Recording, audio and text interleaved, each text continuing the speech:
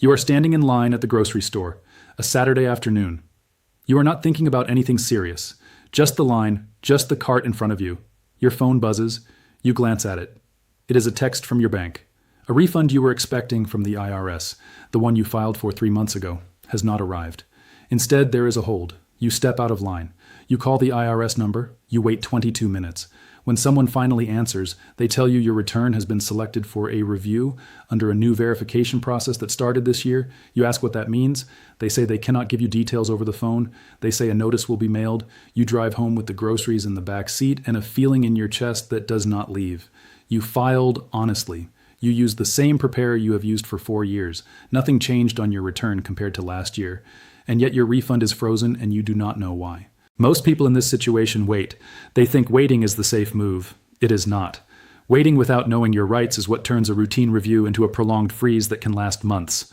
What a tax professional charges $275 per hour to explain is exactly what this video covers. Stay with me. I am Jacob and I reviewed the official IRS documentation, the Taxpayer Bill of Rights, and the Internal Revenue Manual specifically on the new identity verification and return review procedures that went into effect in 2026. Everything here comes directly from irs.gov and the Internal Revenue Code. Before we go deeper, IRS procedures and tax rules affecting immigrants and seniors are being updated right now, and most people find out too late. The IRS does not send you a personal heads up when a new process affects your refund. Subscribe and turn on the notification bell so this reaches you while you can still act. And join our WhatsApp community. The link is in the description, where we share confirmed tax and benefits updates the moment they are verified, not after they have already affected your money. Now let me show you exactly what is happening and what your rights are. Here is what is actually confirmed under federal law. The IRS has the legal authority under IRC Section 6402 to hold a refund while a return is under examination or verification. This authority has always existed. What changed in 2026 is the expansion of the IRS Identity Verification and Taxpayer Authentication Program, which now runs a broader set of data checks against returns before releasing refunds, including cross-referencing income figures against third-party reporting sources, verifying Social Security numbers and individual taxpayer identification numbers more rigorously, and flagging certain return patterns for manual review. This is a system-level change, not a targeted action against any individual. Here is what is being shared in community groups that is not accurate. There are posts saying that if the IRS holds your refund in 2026, it means your immigration status is being checked and shared with enforcement agencies. That is false. The IRS Identity Verification Program operates under strict taxpayer confidentiality protections under IRC Section 6103, which prohibits the IRS from sharing return information with immigration enforcement for civil enforcement purposes. There are also posts saying that if you do not respond to an IRS identity verification request within 48 hours, your refund is permanently canceled. That is also false. There are specific response windows and appeal rights that protect you.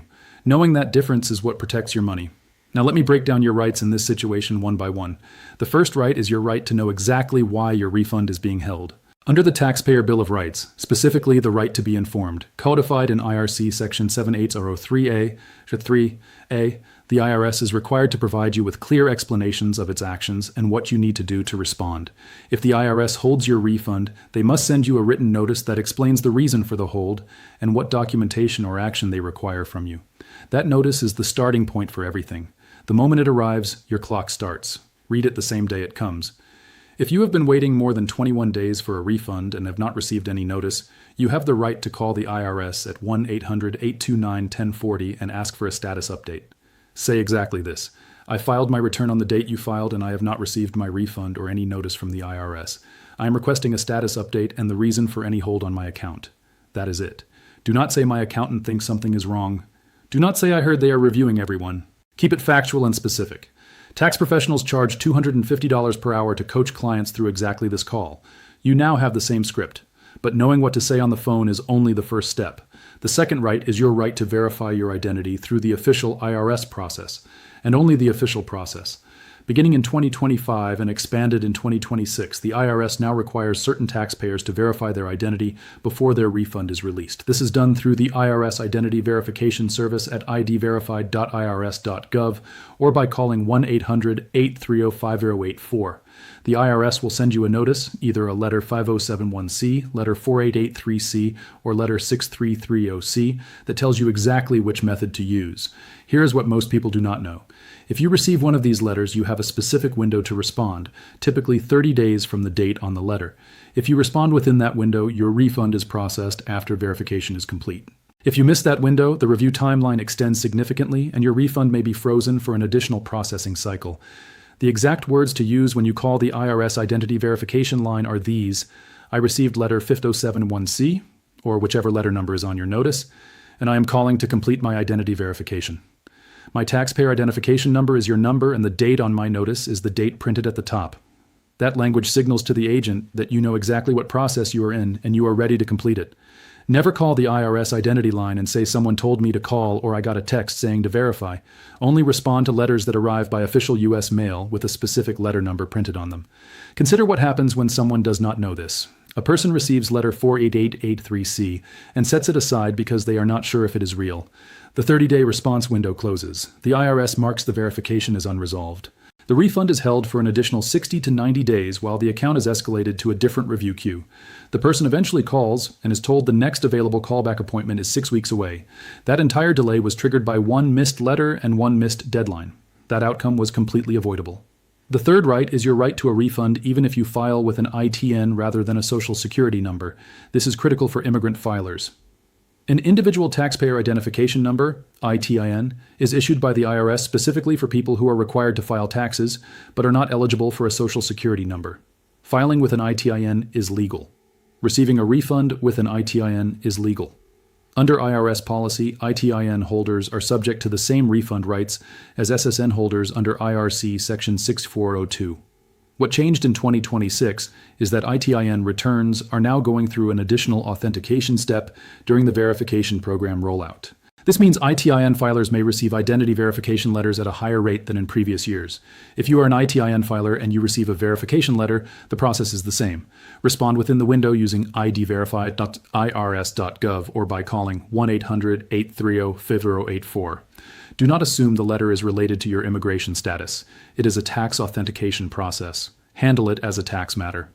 Never tell an IRS agent that you are undocumented or ask whether your tax filing will affect your immigration case. The IRS agent you are speaking with handles tax matters only. Introducing immigration information into a tax call adds complexity that the agent cannot address and creates a record you did not need to create. The fourth right is your right to appeal if the IRS reduces or denies your refund after the review. Under IRC Section 6213 and the IRS Office of Appeals Procedures, if the IRS completes a review of your return and issues a notice saying your refund has been reduced or disallowed, you have the right to file a formal protest with the IRS Independent Office of Appeals. This is a separate division of the IRS that operates independently from the examining division. You do not need an attorney to file an appeal. You do need to submit your protest in writing within the time frame specified on your notice, typically 30 days. Write exactly this in your appeal letter. I am writing to formally protest the proposed adjustment on my tax return for the tax year in question. I disagree with the proposed change for the following reason. Then state your specific reason clearly, attach any supporting documents, and sign the letter. Mail it certified with return receipt. Keep a copy of everything. The fifth right is your right to free taxpayer assistance if this process is causing you financial hardship.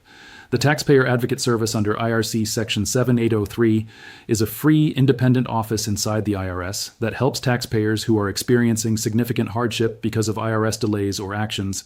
If your frozen refund is preventing you from paying essential bills, you can contact the Taxpayer Advocate Service at 1-877-777-4778 or at taxpayeradvocate.irs.gov and request urgent assistance.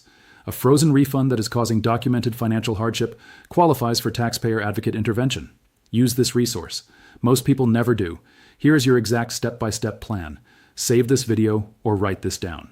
Step 1. If your refund has not arrived after 21 days and you have received no notice, call IRS at 1-800-829-1040 and say, I filed my return on your filing date. I have not received my refund or any notice, and I am requesting a status update and the reason for any hold on my account. Step 2. Check your mail every day. Any letter from the IRS with a number like 5271C, 4883C, or 6330C is a verification request. Do not set it aside. The response deadline starts from the date printed on that letter. Step 3. Respond to a verification letter immediately using a verified IRS Gov online or by calling 1-800-830-5084. Say, I received your letter number, and I am calling to complete my identity verification. My taxpayer identification number is your number. Step 4, never respond to a verification request that came by text message, email, or phone call. The IRS only initiates identity verification through official mailed letters. If you receive a text or call demanding verification, it is a scam. Step 5, if your refund is still frozen after completing verification and it is causing financial hardship, contact the Taxpayer Advocate Service at 1-877-777-4778 and say, I am experiencing financial hardship due to a delayed refund, and I am requesting taxpayer advocate assistance. Step 6. If after a review the IRS reduces your refund, file a written protest with the IRS Office of Appeals within the time frame on your notice. You do not need an attorney. You need the specific reason you disagree and any document that supports it. Here are the free resources for everything covered in this video. IRS main line 1-800-829-1040 or IRS.gov. IRS identity verification, ID Verify IRS.gov or 1-800-830-5084. Taxpayer Advocate Service, Taxpayer Advocate IRS.gov or 1-877-77-4778. Free tax filing help for low-income filers and seniors, IRS.gov VITA. IRS Office of Appeals information, IRS.gov Appeals. For ITIN information and renewal, IRS.gov ITIN. One important warning before I close. There are people right now calling, texting, and emailing immigrants and seniors claiming to be IRS agents and demanding immediate payment or immediate identity verification through a link or a phone number they provide. The IRS does not initiate contact by text message. The IRS does not initiate contact by email. The IRS does not demand payment by gift card, wire transfer, or cryptocurrency under any circumstance. Every legitimate IRS contact begins with a mailed letter. If you receive a call or text demanding urgent action on your taxes, hang up or delete it and report it at reportfraud.ftc.gov. Also be cautious of tax resolution services that charge large upfront fees to handle a verification or refund delay that you can address yourself for free using the resources I just gave you. Now I want to hear from you. Is your tax refund delayed this year? Did you receive a verification letter from the IRS? Drop your situation in the comments below and tell me, which country are you originally from? Which state are you in right now? Your question may become the next video on this channel. I am Jacob. You have rights in this country. Knowing them is not defiance. It is protection. Take care of yourself.